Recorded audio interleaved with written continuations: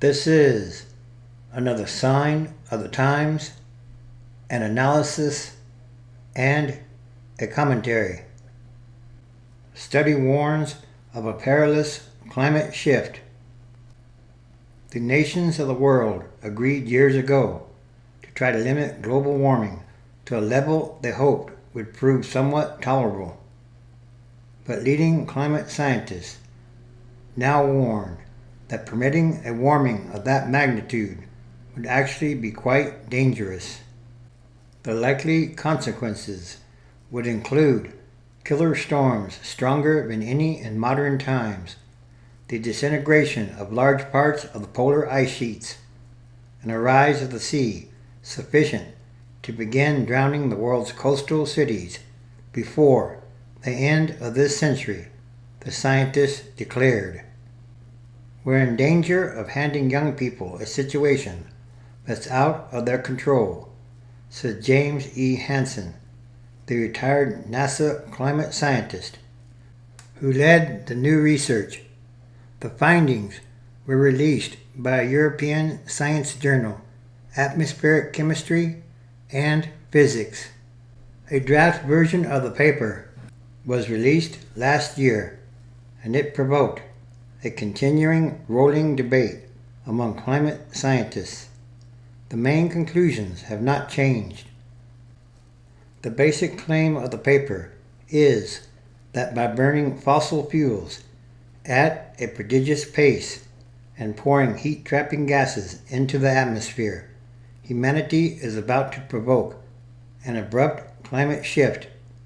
Specifically, the authors believe that fresh water pouring into the oceans from melting land ice will set off a feedback loop that will cause parts of the great ice sheets in Greenland and Antarctica to disintegrate rapidly.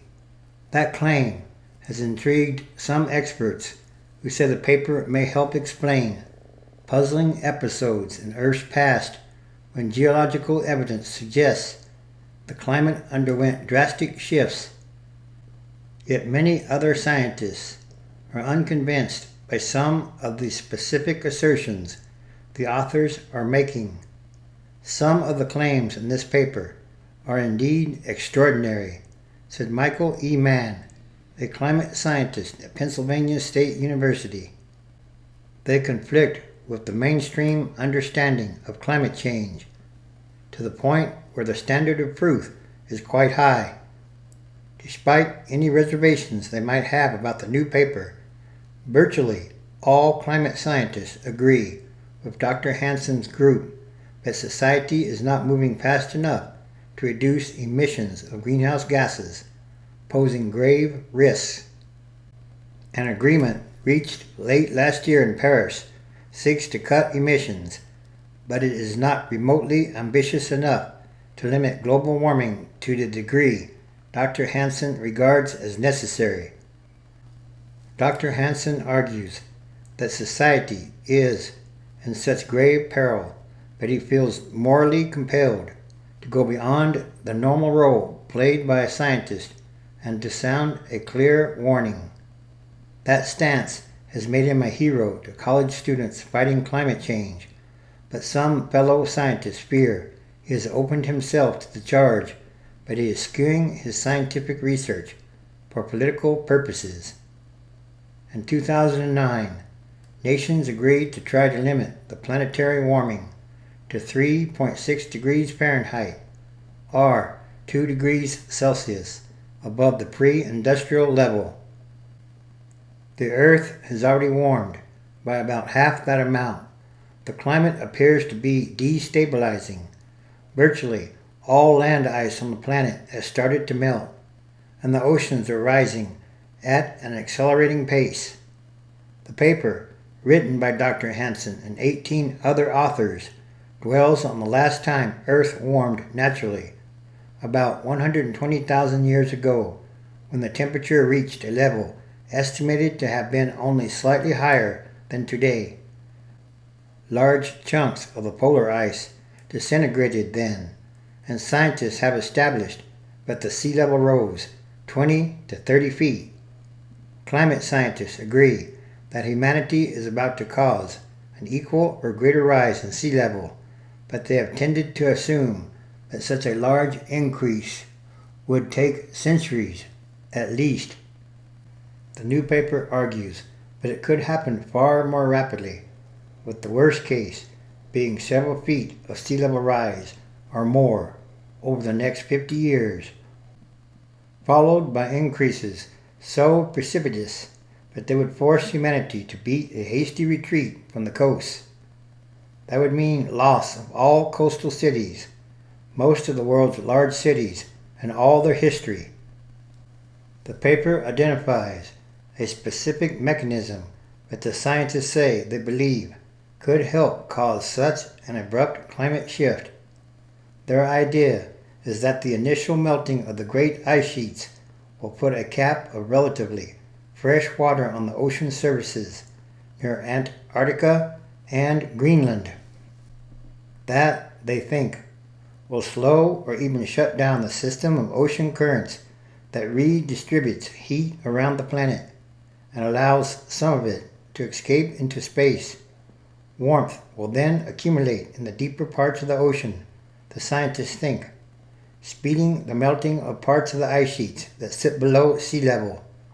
In addition, a wider temperature difference between the tropics and the poles will encourage powerful storms, the researchers contend. The paper cites evidence, much of it contested, that immense storms happened during the warm period 120,000 years ago. For instance, the paper says such storms might have thrown giant boulders onto coastal ridges in the Bahamas, though other experts think a tsunami might have been responsible. The idea of a shutdown in the ocean circulation because of global warming was considered more than a decade ago, and while scientists concluded that a weakening of the currents was possible, they said a complete shutdown was unlikely to happen in this century. The new paper may reopen that debate, requiring scientists to re-examine the idea with the more sophisticated computer models of the climate that are available today. It would take several years for the experts to come to a consensus, though. Dr. Hansen spent decades heading NASA's Climate Research Unit in Manhattan before retiring in 2013. He now heads a center created for him at Columbia University. He gained fame in 1988 when he warned Congress that global warming had already begun. He was ahead of the scientific consensus at the time, but it became clear in retrospect that Earth had been in the midst of a period of rapid global warming at the time he testified. Even scientists wary of the specific claims in the new paper point to Dr. Hansen's history to argue that his ideas need to be taken seriously. I think we ignore James Hansen at our peril, Dr. Mann said. This too is another sign of the end of times as we know them, transition days, which is a time of extraordinary happenings, changes, and events, because it's about what kind of world are we leaving to the future generations, and that should be a very important question to ask. Mark chapter 13, verse 7. And when you hear of wars and rumors of wars, do not be alarmed. This must take place, but the end is not yet. 8. For nation will rise against nation, and kingdom against kingdom. There will be earthquakes in various places. There will be famines. These are but the beginning of the birth pains. Yes, it's time for prophecy to be fulfilled, and all these are more signs of the times. This is what I see, think, feel, and discern.